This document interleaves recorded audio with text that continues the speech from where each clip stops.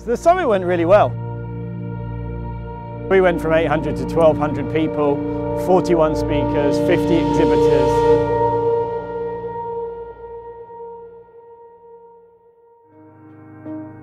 When I got ill, my health kind of spiraled out of control to the point where one day I didn't even have the energy to hold an umbrella. So after a year of being in and out of the doctor's surgery, one particular week I had 5 consecutive days in a row.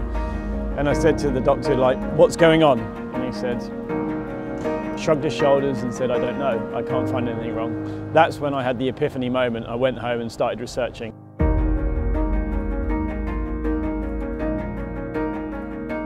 After 4 years of studying and researching like all these different health topics, I heard about bulletproof coffee actually, and that was my way of understanding there was a whole biohacking movement out there. So I decided to create a community in London.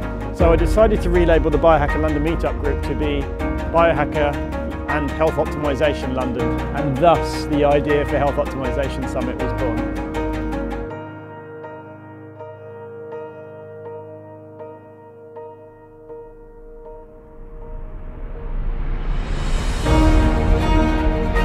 The Health Optimization Summit is a place where you can see people from all over Europe come together and actually meet each other and realize there's huge numbers of people who are biohacking.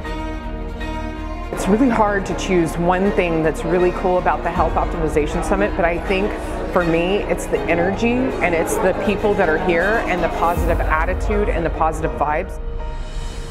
We had 50% male, 50% female audience. We filled the hall. We brought together the health and fitness and medical wellness and nutrition spaces together for the first time in London. I reached out only to game changers, people I considered to be people that would change the paradigm of health. And we also had the content targeted so everyone in the audience could understand it. People really want this, and I think that the time is now.